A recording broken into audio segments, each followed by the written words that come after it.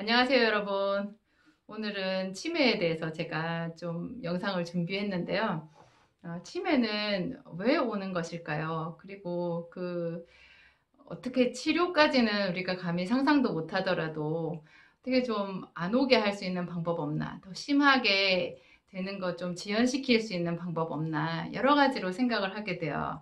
요양병원에서 근무하시는 분이 저한테 제 영상을 보고 찾아오셔서 비타민 요법을 시작하신 경우가 있었거든요. 근데 그분이 이 요양병원에 있는 어르신들을 이렇게 섬기다 보면 자기 건강에 대해서 생각하지 않을 수가 없다는 거예요. 그분들 보면 너무 두렵고 안타까운 생각이 많이 든다는 거죠. 도대체 치매는 왜 오는 것일까요? 그리고 우리는 기억력이 좀 떨어지고 순간적으로 건망증만 생겨도 이거 나 치매 오는 거 아니야? 이런 생각이 들거든요. 그러면 건망증이 심해져서 치매가 되는 것인지, 그럼 건망증과 좀 심한 건망증과 치매는 어떤 차이점이 있는지 그런 생각도 한번 해볼 만한 것 같아요.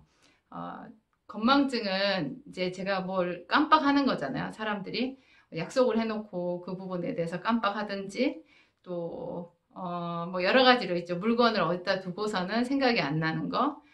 또 좀 심해지면 이제 건망증도 어떤 분은 신발을 아무리 찾아도 없었는데 자기가 나중에 보니까 세상에 신발을 냉장고 안에 넣어 두었더래요. 이 정도 되면 이제 좀 심각한 건망증이라고 볼 수 있는데 의사 선생님들이 하는 말씀을 들어보니까 건망증은 그래도 내가 찬찬히 생각해 보든지 또 혹은 다른 사람들이 기억을 상기시켜주는 어떤 말을 하면 퍼뜩 생각이 나는 거래요. 그런 게 주로 건망증이고 그 치매의 초기 증상이라고 해도 치매 증상은 아예 그 부분이 까맣게 자기가 해놓고도 들었거나 이렇게 해놓고도 아예 그 부분이 새카맣게 잠겨버리는 거죠. 그게 이제 좀 심해지면 치매 중증으로 가는 거고 이제 시작되었으면 치매 초기라고 볼 수 있는데요.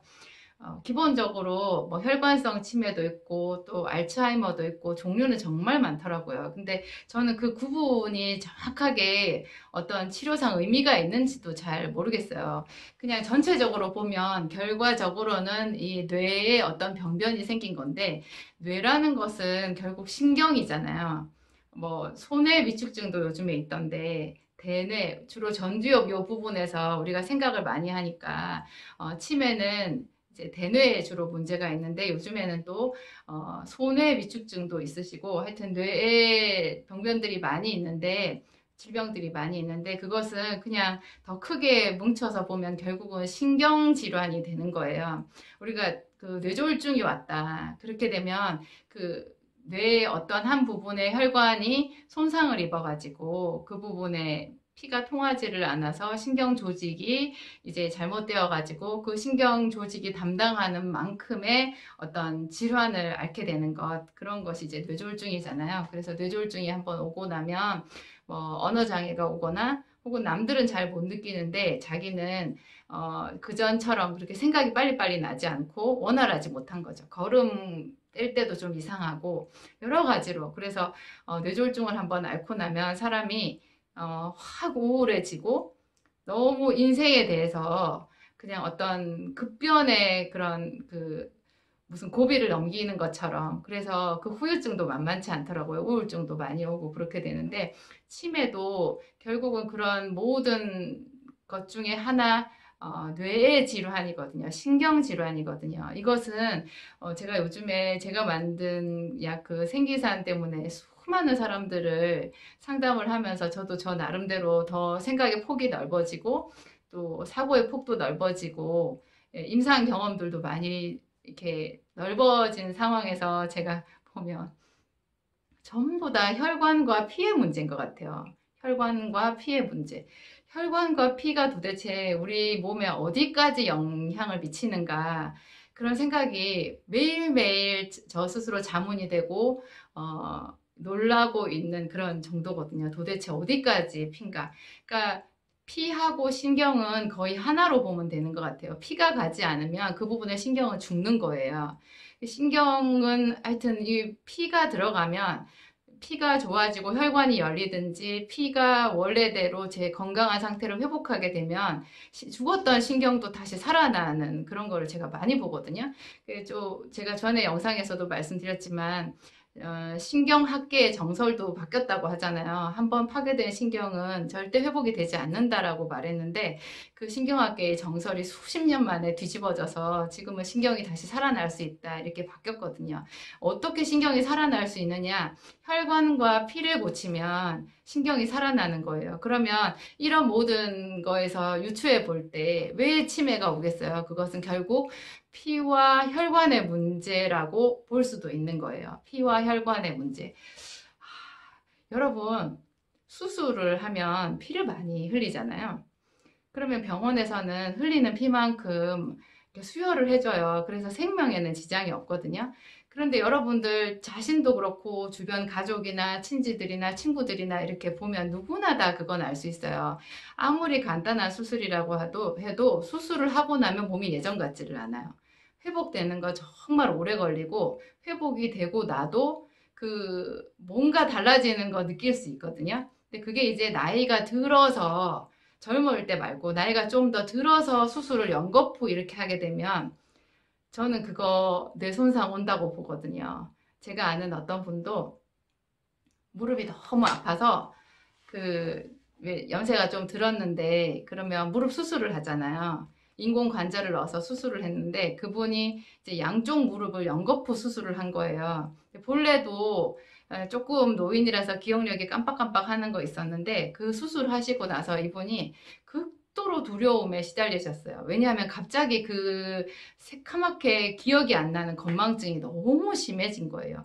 정말 기억이 하나도 안 나는 거예요. 금방 자기가 아들한테 무슨 말을 했는데 돌아서면 자기가 무슨 말을 했는지를 생각이 안 나는 거예요. 그래서 이분이 몇 년 동안 이런 기억의 단절을 굉장히 두려워하면서 고통스러워 하시다가 결국에 그분이 치매에 걸리시고 말았어요. 그러니까 제가 봤을 때 출혈을 한 것, 수술을 한 것, 그게 무시하지 못할 어떤 그분에게 손상을 주었다라는 생각이 들어요. 제가 아까 치매는 결국 신경이고 신경질환이고 그 신경은 혈관과 피의 문제라고 말씀을 드렸는데 그것을 수술이나 이런 것들을 특히 나이 들어서 이렇게 하게 되면 훨씬 더 손상이 쉽다는 것. 그러면 왜 이렇게 피를 다시 넣어주는데도 그게 손상이 되어서 복구가 되지 않을까요? 분명히 수치적으로 보면 그분에게 빈혈도 없었을 거거든요. 근데 이게 피는 정말 신비로운 것 같아요. 우리가 현대의학으로 증명할 수 없는 피에 신비한 생명력이 있는 거예요. 그러니까 뭐 1리터 출혈이 있다고 해서 1리터를 넣어주면 그러면은 플러스 마이너스 해서 원상 복구가 되는 거 아니냐 이렇게 생각할 수 있는 부분이 아니라는 거죠. 그리고 또 이런 이야기들도 제가 들었어요. 수술을 할 때 이렇게 몸을 절개를 하잖아요. 절개를 하게 되면 내부 특히 이제 복부 절개 이런 걸 하게 되면 내부 장기가 공기에 노출이 되거든요. 그 장기 중에서 피를 머금지 않은 장기는 하나도 없어요. 피는 혈관 속에만 머무르는 게 아니라 그냥 예를 들면 간 있잖아요. 간은 우리 몸의 내장 기관 중에서 가장 피를 많이 머금고 있다고 하거든요. 이런 것들이 공기 중에 노출돼 버리면 그 피가 겉으로 흐르지는 않아도 이미 그 피가 산화가 되어 가지고 그러니까 공기랑 만나는 게 산화죠. 산화가 되어서 제 역할을 하지 못하는 어혈이 많이 생긴다라는 주장도 있어요. 저는 그 말이 상당히 일리가 있다고 보거든요. 그러니까 산화된 피가 몸에 많아지게 되면 이 뇌에도 손상을 입게 된다. 이제 이런 식으로 얘기가 되는 것 같아요. 좀 멀리 왔는데 그러니까 치매를 예방하려고 하면 결국 피와 혈관 관리를 해야 된다. 이렇게 되죠. 그리고 피와 혈관 관리에 대해서는 또 따로 제가 어떻게 해야 되는지 제가 아는 선에서 또 다른 영상을 만들어서 여러분들께 말씀드리려고 하고요. 그 치매에 대해서 또 한 가지 다른 면으로 보면 저는 술이 굉장히 해롭다고 보거든요. 저희 아버지가 술을 많이 드시고 안주를 거의 먹지 않고 식사를 거의 하지 않는 생활을 하다가 49이라는 아주 젊은 나이로 온몸이 망가져서 결국에 돌아가시게 됐어요. 그거는 제 인생의 가장 큰 아픔이고 지금도 제가 그때 일을 생각하면 제가 이렇게 나이를 많이, 그때 아버지만큼 그만큼 나이를 먹었는데도 저한테는 그게 마치 어제 일같이 이렇게 다가오거든요. 그 제가 저희 동네에서 얼마 전에 저녁 때 마트에 들어가서 뭘 사가지고 나오는데 저 바로 앞에 어떤 아저씨가 검은 비닐봉지에 뭘 사가지고 걸어가시는 거예요. 저보다 먼저 마트에서 나와서 걸어가시는데 그 검은 비닐봉지 안에 뭐가 들었는지 누구라도 알 수 있었어요. 그 안에 술과 안주가 들어있는 거예요. 저는 그분의 뒷모습에서 저희 아버지의 모습을 봤거든요. 여러분, 술을 많이 먹으면 어떻게 돼요? 사람이 근육이 다 빠져요. 근육이 다 빠지고 몸이 약간 틀어지면서 이렇게 걸어갈 때 약간 휘청휘청하는 느낌이 되게 걸어가시거든요. 이미 술이 취한 부분도 있겠지만 나중에는 사람이 술을 먹는 건지 술이 사람을 먹는 건지 알 수가 없게 이제 그렇게 가잖아요. 매일매일 술을 먹다 보면. 그러니까 그분도 술을 먹으면서 자기 몸 관리를 하지 않아서 이미 근육이 많이 소멸되어 버린 그런 상태에 있는 것 같아요. 근데 그분의 몸에 근육만 빠진 게 아니에요. 술을 많이 먹어서 근육이 빠지면 그건 그대로 뇌세포가 죽은 거거든요. 뇌세포가 죽은 거예요. 근육이 빠진 만큼 뇌세포가 죽은 거죠. 제가 약사가 되고 나서 이렇게 공부를 하고 많은 임상 이런 것들 이제 책들도 살펴서 보고 해보니까 매일 술을 마신다. 그것은 그대로 알코올 중독이고요. 알코올 중독이다라는 말은 그대로 극도의 영양실조랑 이퀄 관계, 같은 관계예요. 여러분, 그렇게 술을 많이 마시고 영양소가 완전 바닥이 되면 어떻게 그 사람의 피가 건강할 수가 있겠어요? 말할 수 없이 그냥 피도 부족한 거죠. 그러니까 뇌세포가 망가질 수밖에 없는 것 같아요. 술로 인해서 생기는 간 손상, 뭐 이런 차원 정도가 아니라 그냥 그대로 뇌세포 또 운동신경 이런 거, 운동신경도 전부 신경이죠. 근육 이런 것들이 전부 다 위축이 되어서 치매로 가기가 뭐 훨씬 더 쉬워지는 것 같아요. 그래서 술을 많이 마시면 사람들이 기억력이 현저히 떨어지거든요. 그러니까 아까 피와 혈관 관리에 또 한 가지가 이제 술을 피하라. 여기 또 담배도 아마 들어갈 거예요. 담배는 혈관을 이렇게 좁아지게 만들거든요. 혈관이 좁아지면 피가 안 통하잖아요. 그리고 담배 연기 그런 성분 자체가 피를 산화시키거든요. 그래서 제가 담배를 하루에 10개 피를 피는 사람은 비타민C를 10개를 먹어야 된다. 그런 말을 제가 제 마음대로 만들었어요. 어떻게 한 사람이라도 저희 아버지 같은 사람이 안 생겼으면 좋겠어요. 저 같은 자녀가 다시 없었으면 좋겠고, 남자분들, 가장이신 분들 정말 건강관리 잘하세요. 당신들의 어깨에 아내의 인생이 있고 어린 자녀들의 인생이 있어요. 정말 한 사람 한 사람이 건강 관리를 잘해야 된다. 내 몸은 내 몸이 아니라 내 가족들에게도 너무 필요하고 우리는 서로서로 다 연결되어 있거든요. 사는 동안 정말 행복하게 살아야 된다는 생각이 듭니다. 또 한 가지 치매를 예방하는, 지연시킬 수 있는 한 가지 중요한 방법, 근심 걱정을 버리라인 것 같아요. 그러니까 어떤 분이 통계학적인 자료를 가지고 그 설명을 하시더라고요.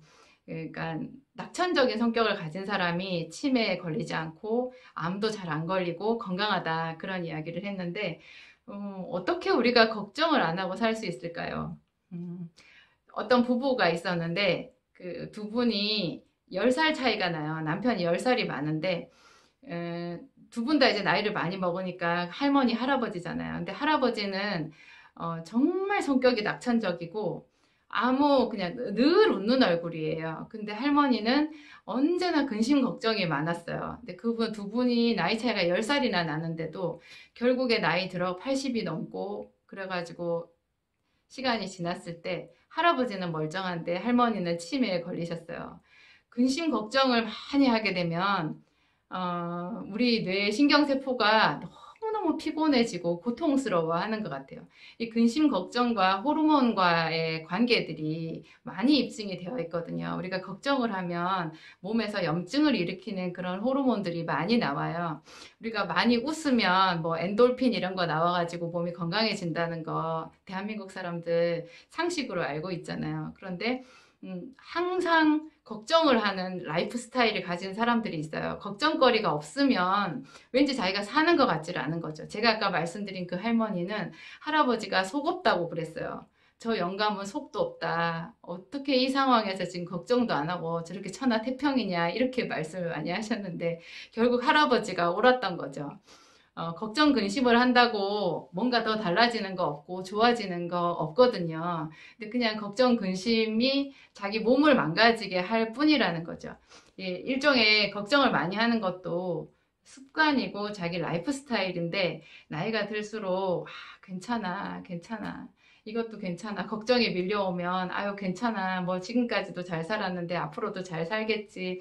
이렇게 털어버리는 그런 습관들 꼭 필요한 것 같고요. 자기 나름대로 스트레스를 해소할 수 있는 자기만의 어떤 노하우를 가져보는 것도 어떤 걱정, 근심의 출구를 가져보는 것도 굉장히 좋은 방법인 것 같아요. 여러분 다 건강 조심하셔서 우리는 절대로 치매에 걸리지 맙시다. 오늘 제 이야기 여기까지 하겠습니다. 감사드립니다.